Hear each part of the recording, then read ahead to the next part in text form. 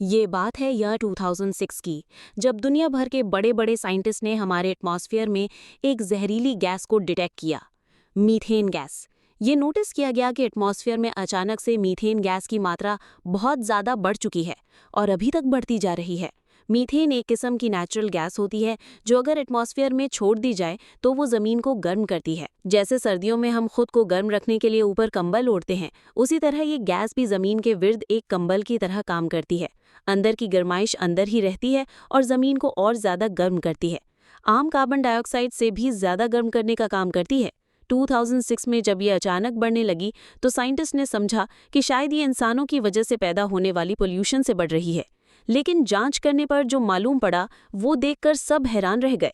ये एक बहुत बड़ा राज था जो हमारी ज़मीन अपने अंदर छुपाए बैठी थी। ये मीथेन गैस आखिर पैदा कैसे हुई और इसकी मात्रा लगातार बढ़ क्यों रही है? साइंटिफिक कम्युनिटी किस तरीके से मीथेन गैस को डिटेक्ट करती है, और सबसे बढ़कर ये मीथेन गैस दुनिया के खत्म होने की निशानी है या फिर किसी बहुत बड़े क्लाइमेट शिफ्ट का इशारा?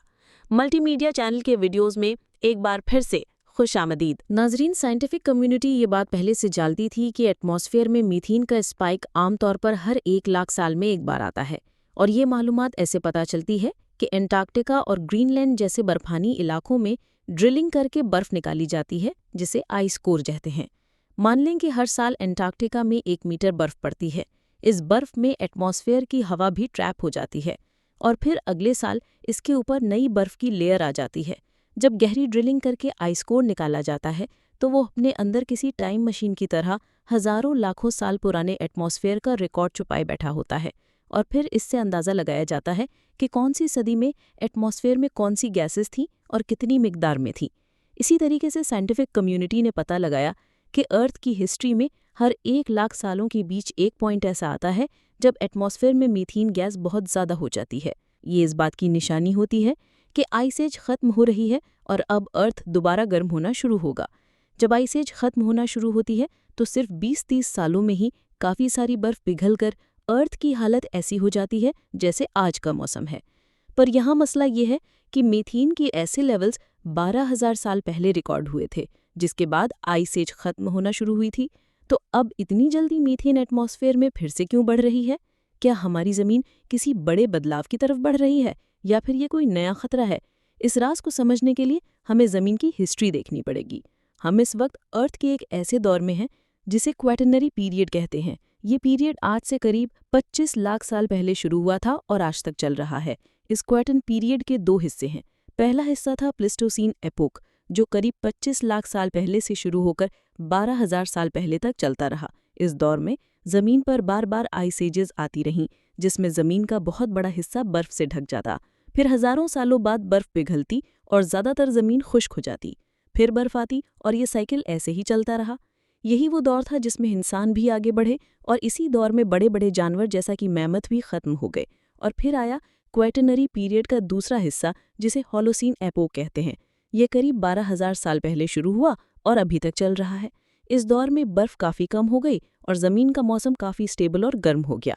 इसी की वजह से हम इंसानों ने खेती बाड़ी करना सीखा। ग्लेशियर्स पिघलने से फ्रेश वाटर के रिसोर्सेज पैदा हुए और इंसानों ने पानी के करीब गांव बसाना शुरू किए। अब यहाँ एक छोटा सा कन्फ्यूजन है। हम होलोसीन में हैं, जो कि एक गर्म दौर है, लेकिन टेक्निकली हम अभी तक आइस एज में ही हैं। इसका मतलब है कि अभी भी ज़मीन के पोल्स पर बर्फ मौजूद है, बस वो ग्लेशियर्स इतने बड़े नहीं हैं जितने वो आइस एज की पीक पर हुआ करते थे। जब पोल्स पर बिल्कुल भी बर्फ ना हो तभी हम कह सकते हैं कि आइस एज खत्म हो गई है। पर सवाल ये है कि वो क्या चीज़ है जो ज़मीन को गर्म करती है और आइस एज को ख़त्म करती है? साइंटिफिक कम्युनिटी ने 3 बड़ी चीज़ें पता की हैं, जिन्हें मिलिंको साइकिल्स कहते हैं।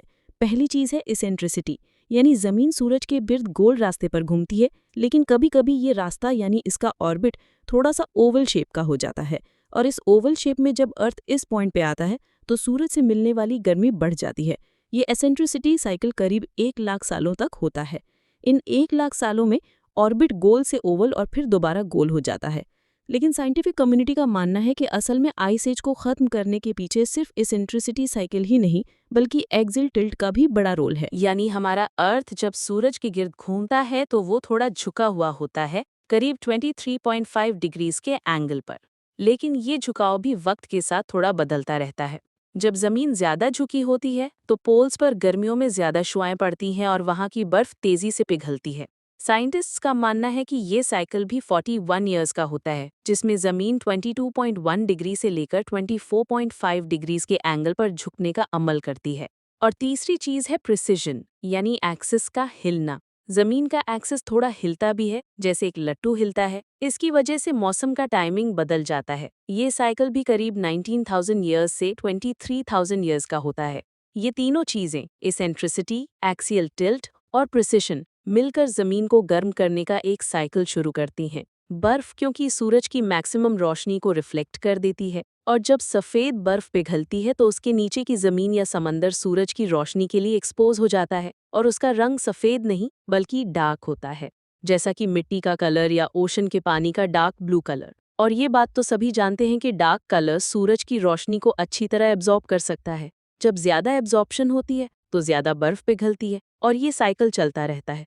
पर अर्थ तब मज़ीद गर्म होना शुरू होता है जब गर्मी की वजह से ज़मीन में छिपी हुई गैसेस, जैसा कि कार्बन डाइऑक्साइड या मीथेन, एटमॉस्फेयर में रिलीज होना शुरू होती हैं। ये गैसेस समंदरों में या ज़मीन के अंदर जमी हुई बर्फ, जिसे पर्माफ्रॉस्ट कहते हैं, में कैद होती हैं। इन गैसेस के निकलने से ज़मीन और ज़्यादा गर्म होती है। तो अब सवाल ये है कि अगर सब कुछ ठीक ही था तो 2006 में मीथेन में इतना बड़ा इजाफा क्यों देखा गया, जबकि आइस एज खत्म होने वाला इवेंट तो अभी 12,000 साल पहले ही हुआ था, ना कि 1 लाख साल पहले जैसे आमतौर पर होता रहा है। 1900 में जब नेचुरल गैस इंडस्ट्री बहुत तेजी से बढ़ी तो इंसानों की वजह से मिथेन एमिशंस भी काफी बढ़ गए हैं, लेकिन 1990 तक वो एक पॉइंट पर आकर रुक गए। तो फिर 2006 में ये नया स्पाइक आखिर आया कहाँ से? मीथेन एक ऐसी गैस है जो सिर्फ इंसानों की वजह से ही नहीं बल्कि कुदरती तौर पे भी बनती है। जैसा कि मैंने पहले बताया, जमीन के अंदर छिपी हुई गैसेस ये गीली जमीन और समंदरों में कैद होती है, और बर्फ का पिघलना इसके लिए एक ट्रिगर पॉइंट होता है। आज की एडवांस टेक्नोलॉजी के जरिए साइंटिस्ट्स ये पता लगा सकते हैं कि ये गैसेस कहाँ से निकल रही हैं। इसमें सैटेलाइट से एक खास वेवलेंथ की लेजर भी जमीन पर भेजी जाती है। ये वेवलेंथ सिर्फ मीथेन गैस ही एब्जॉर्ब कर सकती है, और जिन पॉइंट्स पर ये लेजर लाइट वापस रिफ्लेक्ट होकर सैटेलाइट तक नहीं पहुंचती, इसका मतलब है कि उस पॉइंट पर मीथेन है। मीथेन गैस ने इसे अब्जॉर्ब कर लिया है। इस तरीके से साइंटिफिक कम्युनिटी ने पूरी दुनिया में मीथेन का एक मैप बनाया है। इसी टेक्नोलॉजी से नासा की टीम्स ने ईरान में एक बड़े कूड़े के ढेर के ऊपर 3 मील लंबा मीथेन का बादल नाप किया है।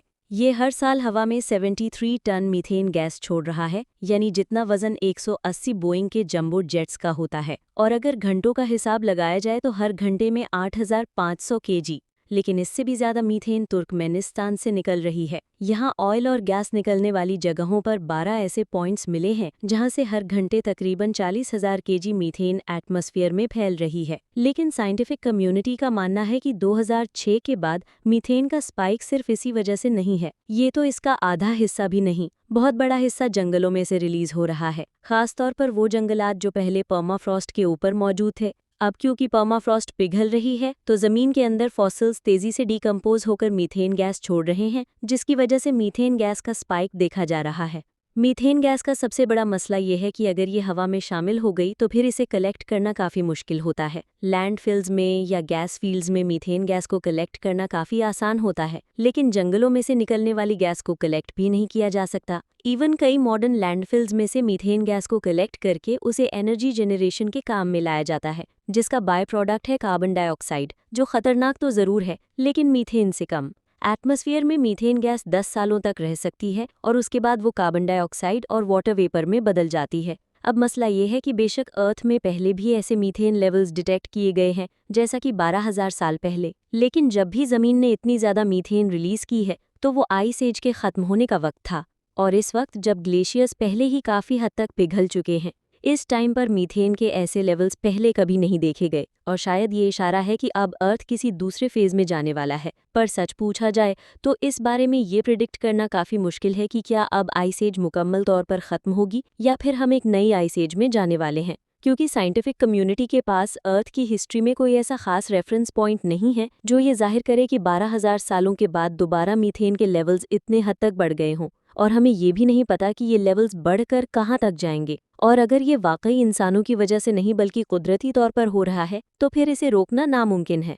उम्मीद है मल्टीमीडिया की ये वीडियो भी आप लोग भरपूर एंजॉय की होगी। आप लोगों के प्यार भरे कमेंट्स का बेहद शुक्रिया और हमारे चैनल को सब्सक्राइब जरूर कर दीजिएगा, क्योंकि हमें बहुत वक्त लगता है ऐसी वीडियोस बनाने में। मिलते हैं अगली शानदार वीडियो में।